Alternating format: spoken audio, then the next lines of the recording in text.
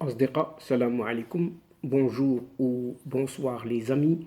J'espère que vous allez bien partout où vous vous trouvez. En tout cas, c'est ce que je vous souhaite et pour le meilleur de tous les cas, bien sûr. Bienvenue sur votre chaîne Bled Mararibia qui attend comme toujours bien évidemment vos encouragements. Merci pour vos précieux conseils ainsi que pour vos gentils commentaires qui nous font beaucoup, énormément de bien. Mais il vous est demandé de vous abonner comme toujours pour rester très informé et ce comme il se doit.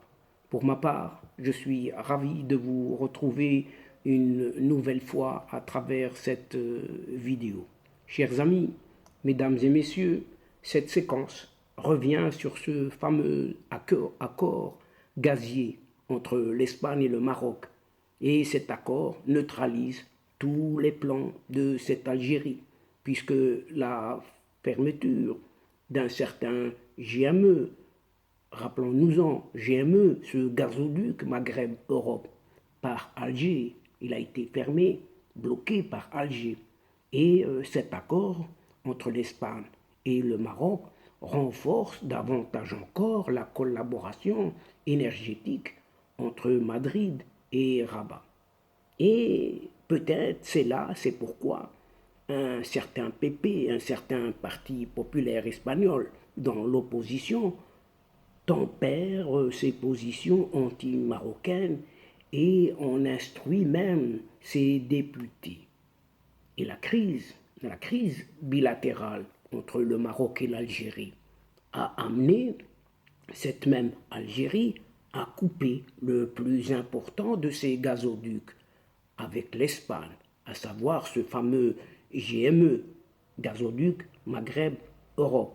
Et il l'a fermé en un certain début novembre 2021.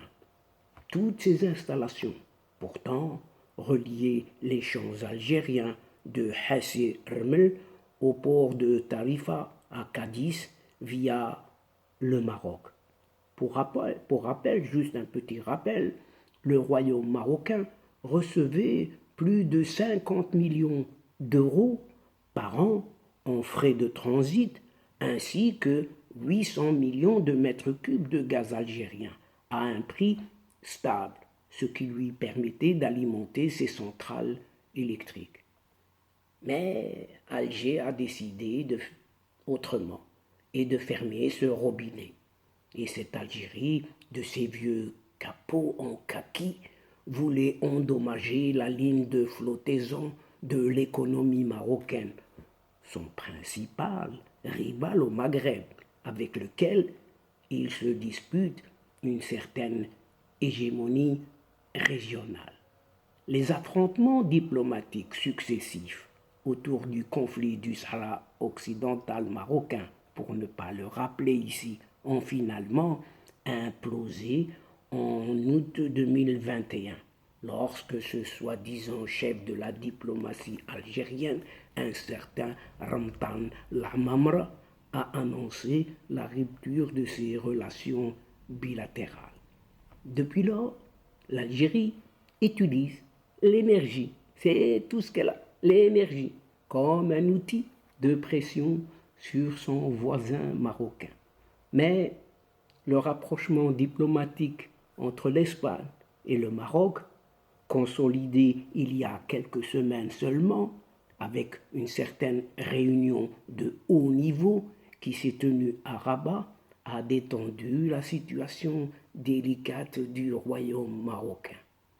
En février de l'année dernière, il y a un an déjà, l'Espagne s'est engagée envers le Maroc à lui permettre d'acheter du GNL. GNL, c'est ce gaz naturel liquéfié sur les marchés internationaux, de le décharger dans des usines de regasification en Espagne et d'utiliser ensuite le gazoduc maghrébin dans le sens inverse de la direction habituelle pour l'acheminer vers le Maroc selon Leila Ben Ali. Leila Ben Ali est ministre marocaine de la transition écologique. Et en juin de la même année, cette opération a commencé à être réalisée. Les faits, rien que les faits.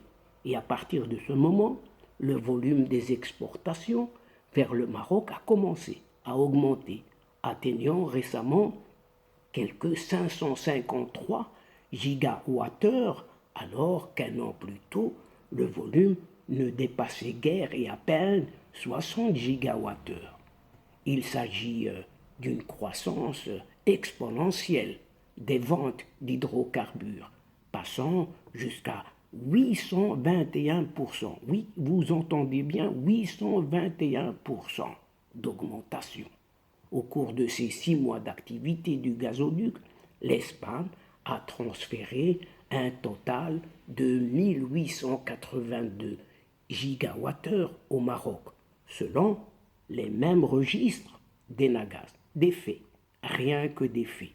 Or, le gouvernement espagnol attend du Maroc qu'il paye quelques 2 millions d'euros par an pour cette opération, selon l'estimation publiée par le gouvernement de Pedro Sánchez dans une réponse parlementaire au Parti populaire, le PP. Le pays d'Afrique du Nord, qui est ce Maroc, paye les tarifs en vigueur pour l'accès à la regazéification, souligne le gouvernement, qui s'élève, de toute façon, à ces 2 millions d'euros. En d'autres termes, l'Espagne ne vend pas le gaz qui arrive d'Algérie, mais le Maroc l'importe des marchés internationaux. L'Espagne entend maintenir le même tarif imposé au Maroc que celui imposé à la France et au Portugal pour la fourniture des mêmes services en 2022. L'Algérie a protesté auprès de cette Espagne dès qu'elle a appris que le GME, le gazoduc Maghreb-Europe, serait utilisé dans l'autre sens pour approvisionner le Maroc. Mais la société énergétique espagnole Enagás a déclaré à la société énergétique algérienne Sonatrach que le GNL, ce gaz naturel liquéfié que le Maroc reçoit, ne provient pas de ces champs. Enagás affirme disposer d'un système très complexe pour mesurer chaque molécule de gaz transportée, mais le responsable du système est incapable de savoir quelle société commerciale est chargée de réaliser l'opération avec le Maroc. Le gouvernement espagnol a donné la priorité aux relations avec le Maroc sur celles avec l'Algérie, ce qui l'a conduit à soutenir la proposition de Rabat d'autonomie sous souveraineté marocaine pour le Sahara. En réponse, l'Algérie a rompu ses liens diplomatiques et gelé ses échanges avec l'Espagne, et la crise bilatérale n'a pas affecté les exportations de gaz, mais on a affecté surtout le prix. C'est pourquoi il semble que le Parti populaire espagnol, qui est dans l'opposition, ait enfin réalisé l'importance stratégique pour l'Espagne d'une relation stable et apaisée avec le Royaume du Maroc. Par-delà les clivages politiques et les polarisations partisanes dans le pays ibérique.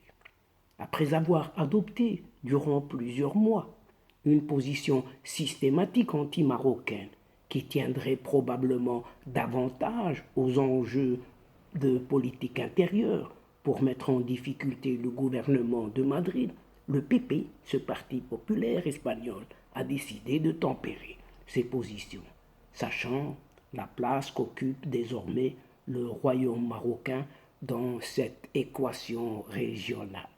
Cela fait des mois que le parti, le PP, ne ménage pas ses critiques envers les positions du président du gouvernement espagnol, Pedro Sánchez, notamment après que celui-ci ait changé de position en considérant l'initiative marocaine d'autonomie présentée en 2007 comme la base la plus sérieuse, réaliste et crédible pour la résolution de la question du Sahara marocain.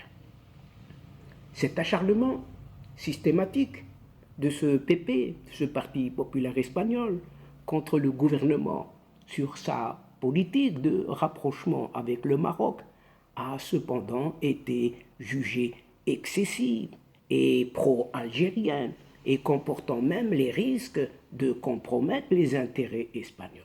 Mais il semble qu'un certain Alberto Núñez Feijóo, secrétaire général de ce PP, de ce Parti populaire espagnol, ait admis enfin, dirait-on, le bien fondé de ses critiques en donnant des consignes claires à ses députés pour examiner à la loupe toutes les questions ayant trait au royaume du Maroc.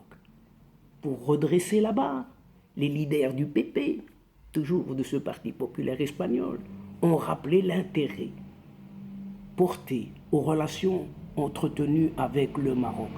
Et à cet égard, tous les dirigeants ont souligné que chaque prise de position et chaque apparition de l'un des membres de ce parti sera méticuleusement analysée.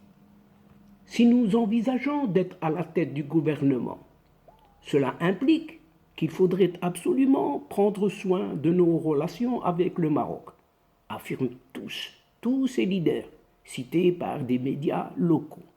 Et pour rappel, juste un petit rappel, en 2022, toujours Alberto Núñez Feijóo avait rencontré le chef du gouvernement marocain, Aziz Akhnouch, à Rotterdam, aux Pays-Bas, en marge de ce congrès du Parti populaire européen cette fois-ci.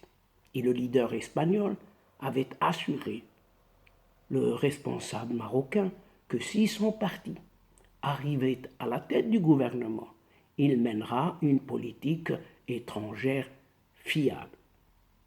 Fin de citation. Et donc, chers amis, mesdames et messieurs de la chaîne, c'est ici.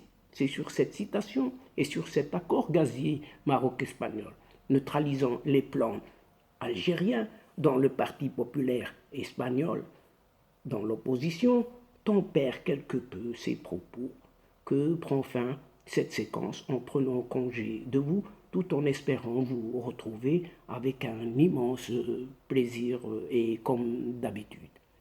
Merci pour votre fidélité, mais n'oubliez pas de nous aider mutuellement et de soutenir votre chaîne en vous y abonnant en grande masse. Aussi, partagez au grand maximum vos séquences vidéo partout où vous pouvez le faire, auprès de vos proches, vos alentours, là où vous êtes. Il suffit juste de cliquer et d'envoyer à qui vous le souhaitez, tout simplement.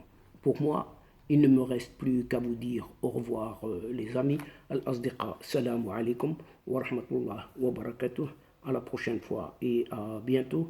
إلى اللقاء في حصة أخرى إن شاء الله. مع السلامة.